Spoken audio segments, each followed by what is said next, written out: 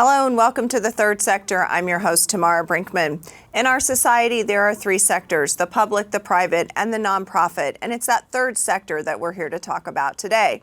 Joining me for today's episode, we'll have Kevin Handley Sr. from Achieva Resources. And then later on the show, we will have Melissa Davis from Junior Achievement, Eastern Indiana. She is the district director who will join us. But first up, we have Kevin. Hello and welcome to the Third Sector. Good morning and thank you for having me. Well, we are so happy to have you on the show.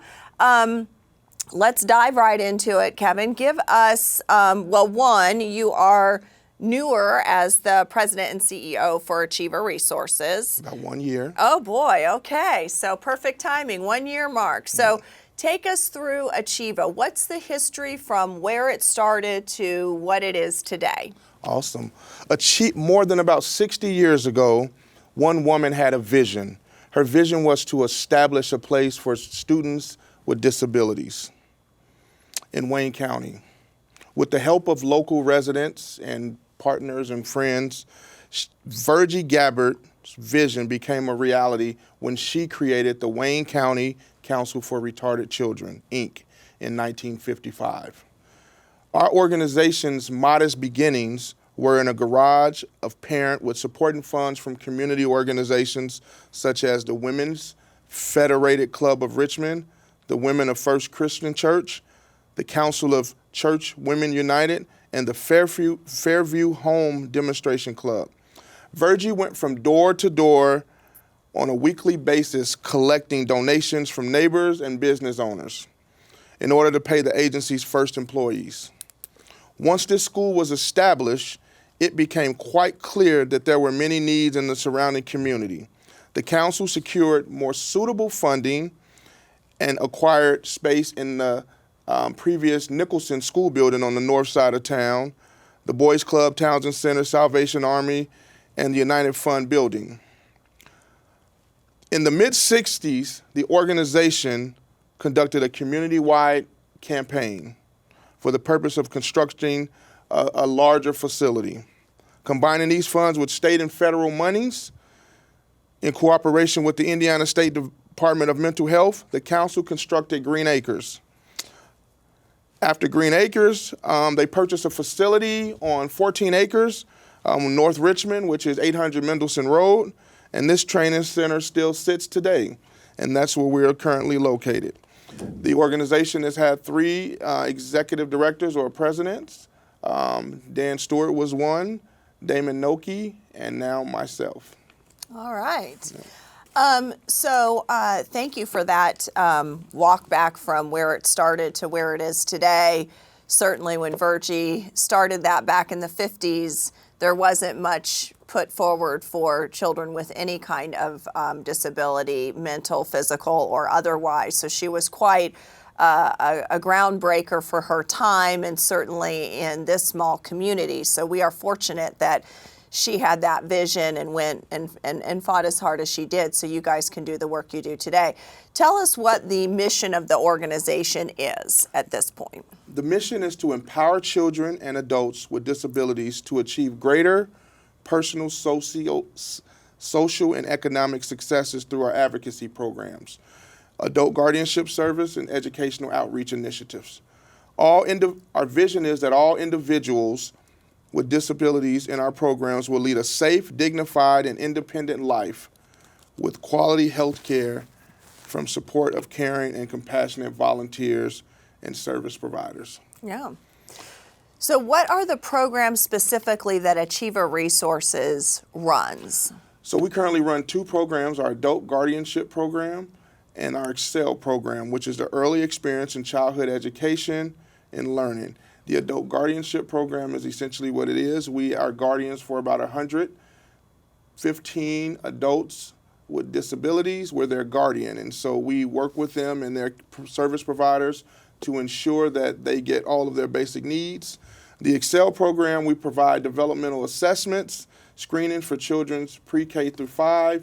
We work with their families. We work with community organizations, daycares, to find those students, and then we provide them resources and try to link them to other community agencies in the county. Right. So talk a little bit more about that Excel program piece. So in your assessment and what you're doing, what is it what's the goal of those assessments and helping that specific age range of children?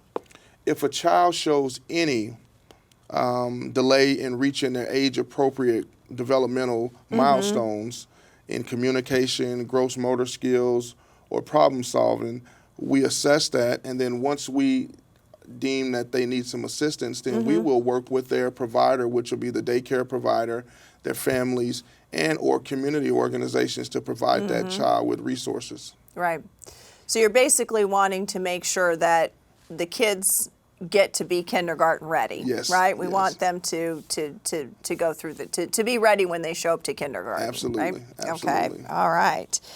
Tell us about how your organization is governed. Like, who's your boss, and then we can talk a little bit more about staff and so forth. Our organization is governed by a board of directors, Okay. Which are community members in Richmond. We have a couple of members who have been on the board for 20, 30 plus years. Wow. They're really passionate about the mission and the vision of the organization, and we currently have 3 staff members. Okay. We have a director of guardianship, Angie Blevins, Director of Operations, Carol Cottingham, and Brian Dale, who is our coordinator for guardianship. And then we have just hired Kelsey Mann, who will be our director of the Excel program. Oh, okay. Yep. All right. So a little bit of staff there to help you do that work.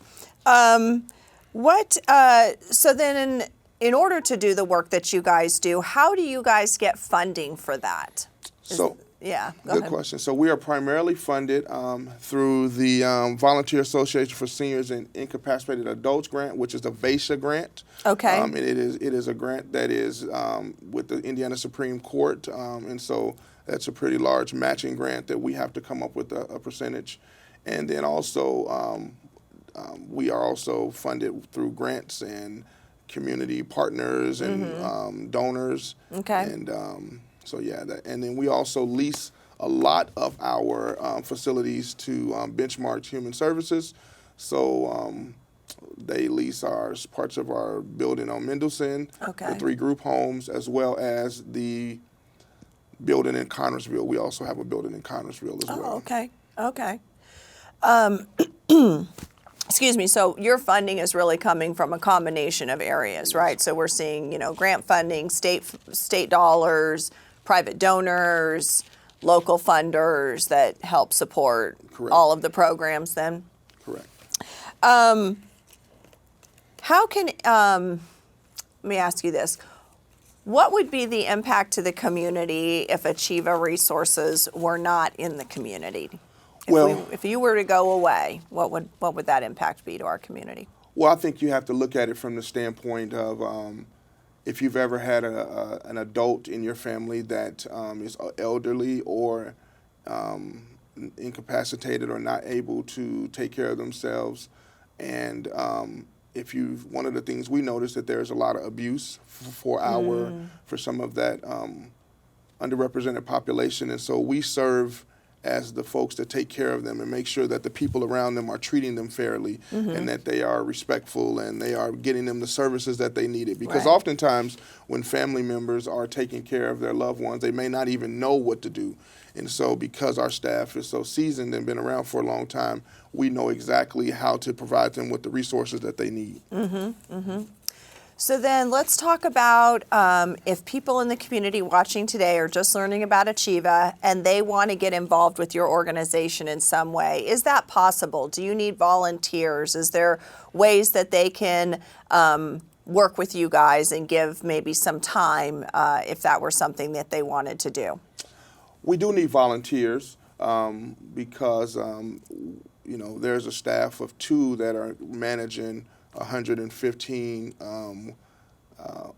adults with disabilities, and we range from multiple counties as well. So we service Randolph and Fayette and Wayne and Union. We have some clients in Henry, and we also have a couple of our consumers, is what we call them, that live in Indianapolis area as well. So Our staff is all around trying to make sure they go to those quarterly meetings, and so the more people that are available to assist is better. Now, a couple things I like the community to know, because a lot of times people don't know about the aging population. The 65 plus population in Indiana is expected to increase 200% by 2040. Wow. Hoosiers age 85 plus are expected to increase by 400% by 2030. Seniors are expected to outnumber children under the age of 15 in Indiana by 2035. Wait, say that stat again. Okay, so first of all, let's just unpack that. So 2035 is just barely, we're 12 years away from that, and almost more like 11. So we're within almost a 10-year window. Yeah. Okay, Seniors are expected to outnumber children under the age of 15. Wow. We've got some aging folks we're going to have to take some care of. Absolutely. The 60 plus population with intellectual developmental disability is expected to increase 300% by 2030. Wow. That's staggering. I have two more if you don't. Yeah, please, go ahead. Give us some more statistics. 25% of family caregivers of persons with intellectual disabilities are age 60 plus. Oh, wow. Okay. So we also have our older folks taking care of folks that need services. Right. And who could be younger or older than them. Correct. Even. Okay. And Indiana adult guardianship filings has increased every year. So the number of filings for adult guardianships has increased every year since 1998. So would you attribute that more to just the people being educated and gaining knowledge and understanding that they need this support, or are we really, our population is just we're having more and more people with issues? I would say from our standpoint, what we would see is that our population, because naturally if there are more people that are educating themselves, we wouldn't necessarily see that. Yeah. Because typically when they come to us, they're in need of some type of service. Right. And so Right. I would say it's people that are more in need. Yeah. Well, our time is coming to a close very quickly. In the last 30 seconds, tell me what brings you the most joy about what you do. What brings me the most joy about what I do is that at some point in our lives, we've all had family members who have been elder or needed some support, and to be able to provide the organizational structure to assist with that population of folks brings me much joy. I spent a lot of time with the youth in my life, and now working with the elderly population or folks with disabilities brings me much joy. Shoot. Sorry about that. Well, I'm glad that you are doing the work that you're doing. Thank you. And that it is bringing you some joy to help others. You've got you got kiddos on one end, and you've got, all ages on the other end of the spectrum. That is going to close our time today with Kevin Handley, President and CEO from Achieva Resources. Stay with me when we come back. Melissa Davis from Junior Achievement.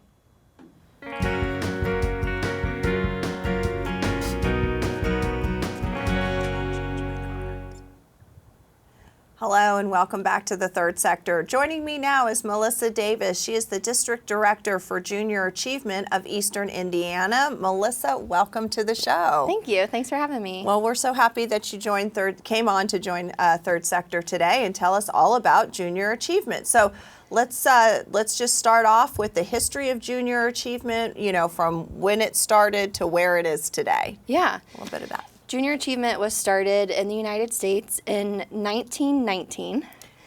And been around a while. It has. JAUSA today has 104 affiliates across the country. Okay. And there's also JA Worldwide. Mm-hmm. But one of the affiliates for JAUSA is JAOKI.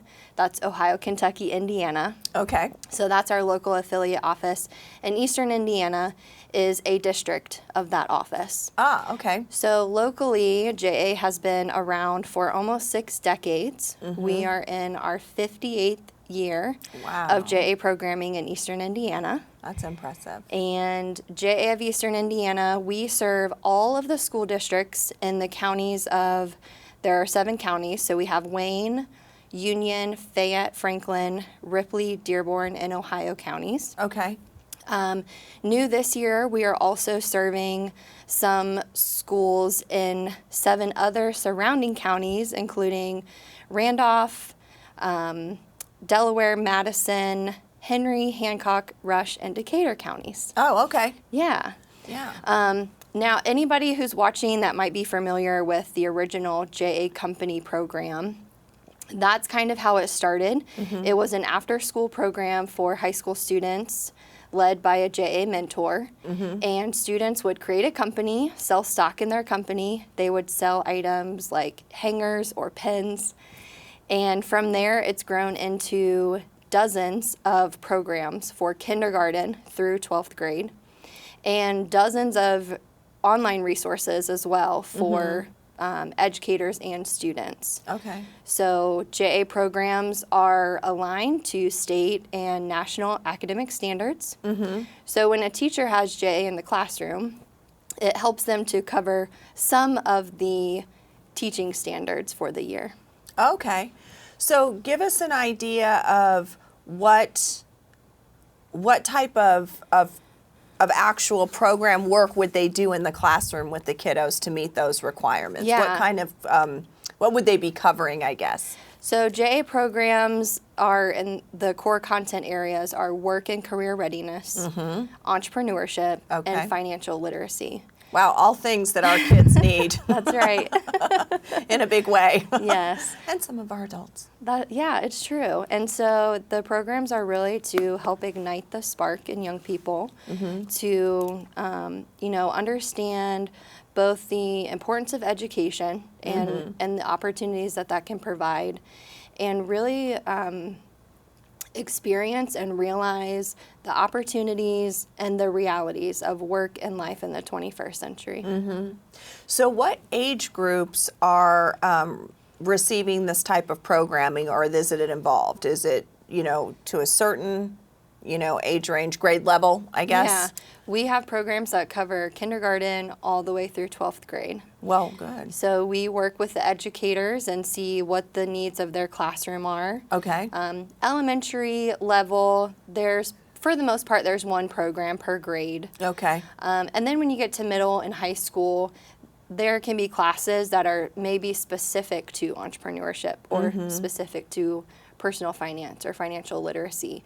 So we have programs that are more aligned to that pillar. And I mean, we even offer semester courses to schools for free. Oh, wow. That are they can use for, some high schools are now requiring a personal finance class for graduation, which is fantastic. Yeah. And some teachers are kind of scrambling to find, they're not given a curriculum. So see. JA kind of steps in and says, here's a free curriculum that you can use. Right, right. Well, and that's wonderful because we know schools and don't get a lot of money, and teachers are stretched super duper thin these days. So anything I think that can help them, I'm sure that they welcome that. So it sounds like the curriculum or what you can teach kids really scales as they get older. So here's what you can take in this age group, and we can, help you process. And as you get older, that increases up to the point that it can become whole semesters of more intensive education opportunity and learning. I mean, in kindergarten, they're learning about making choices, Right. needs and wants. What do you need in your life? What would you really like to have, but you don't really need it to survive? Right. And then it just kind of builds from there into goods and services, learning about jobs in the community, why it's important for those jobs to be filled. Right. They learn about voting and volunteering. Oh, neat. Earning, saving, spending, donating, soft skills, just all kinds of things. Right. Well, if anybody's in the workplace today, we know that our youngsters could use some soft skills. That's right. Some of our adults could too. That's right. But we won't get into that. I digress. Tell us about how your organization is sort of governed or run. Okay, so we are governed by a board of directors, and our regional office, JAOKI, they have a board of directors, but we have a board locally for Eastern Indiana. Okay. We currently have 16 amazing board members that represent from Wayne, Union, and Fayette counties. And then one of our board members also sits on the board for JAOKI. Oh, okay. Yeah. Oh, neat. So let's talk about staff. Yes. How many staff do you have, Melissa? That is one. It's just me for JA of Eastern Indiana. I am the only staff member. So myself and our board, we do receive support from the regional OKI office, so that's wonderful. But as far as all the programming and the training, the volunteers and planning the events and everything for Eastern Indiana, it is just me. Yeah. Just a little bit of work that this one does for our community. So if you see her around town, give her a big high five and a thank you, because the work is so important and it is making a difference for our kiddos in the schools.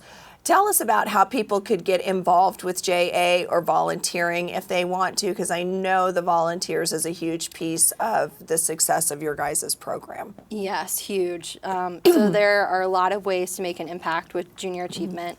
Of course, one is through donations to us, where we always accept any and all donations. Those are always welcomed. But the main way, our volunteers are the heart of JA. So there are different ways that you can volunteer with us. The most popular or well-known way is to volunteer in the classroom. And it really is simple. Before you volunteer for the first time, you would meet with me to go over a new volunteer orientation so that you know what to expect. And I also provide you with a JA kit of materials. Okay. And then you are connected with an educator. And you would go into a classroom approximately 5 times, about 45 minutes each time, to present the JA materials to the students. Oh, okay. It's a lot of fun. They love having a volunteer in the classroom. And as I said, the volunteers are the heart of JA. And then, they not only share and deliver the JA material, but they share their personal and professional experiences. And it helps students make that connection between what they're learning in school and what's going to happen in the real world. Another volunteer opportunity is to be a career speaker. That can either be in person or virtual, where you just talk to students about your career. So we like for them to get exposure to all the different career options that they have. And that's more of a one-time volunteer experience as opposed to going into the classroom multiple times. And then, of course, our fundraising events, we always need volunteers, like for our pickleball tournament and our golf outing. We usually have over 30 volunteers just at our golf outing. So, well, I've heard about that golf outing, and I know it's quite the event during the summertime, kind of, or late summer. End of August, beginning of September. Okay, yeah. So. Yes, and I have heard that it is rather popular, because I know if you're interested, teams and tickets seem to go pretty quickly. They do. I've heard from other folks that volunteer that I know how much fun it is, and just all of the wonderful things that go into that event, along with many other events that you guys do throughout the year. You mentioned your pickleball tournament. I know you have another big kind of annual dinner event. And yes, many we have. Others. It's the Business Hall of Fame dinner and induction ceremony. That always happens in March every year. And then, yes, our pickleball tournament took place of our 5K event. And so now we're holding a pickleball tournament in late spring. Okay. All right. See, I love to play pickleball, so it's fun, I can get behind that. It's a little easier on the body these days than tennis, which sadly I just can't play like I used to be able to. So, well, let's talk a little bit more about, so all of what you guys do, you did mention obviously everybody wants donations and, money is good. So how do you guys get the funding to do the work that you do? Is it public? Is it private? Is it a combination? Is it state? How does that work? Yeah, it's really a combination. We are funded through corporate and individual donations, foundations, and a lot of grant partners, and then our special events. So we raise all of our funding so that we provide our programming to schools at no cost. And that's to schools and any other organization that uses our programming. It could be a library, it could be the Boys and Girls Club, but we always offer our programming at no cost. Wow, that's quite an amazing thing. Question about what would happen to our community if we didn't have junior achievement? Oh, goodness. So we strive to continue to improve the quality of life in our communities by giving our young people the tools, motivation, and confidence to achieve their personal, educational, and career goals. So, we're teaching about career exploration and money management skills to kids in kindergarten. Right. And so we are really helping to prepare students to succeed so that they can build thriving communities with strong leaders and successful businesses. So we have about 20 seconds left in that time. What brings you the most joy about what you do? Oh, goodness. This is where you could get a little bit emotional, but I love my job because I know every day that I'm making a difference in a student's life. So it's, everything we do at JA is to help students succeed in life, and that's really important to me. And helping them do that is going to build up our communities to thrive. Yeah. Well, thank you very much for the work you do and for being on the third sector. Yeah. We'll have to leave it there today. I want to thank Kevin Handley and Melissa Davis for being on the show today. We look forward to seeing you next time on the third sector.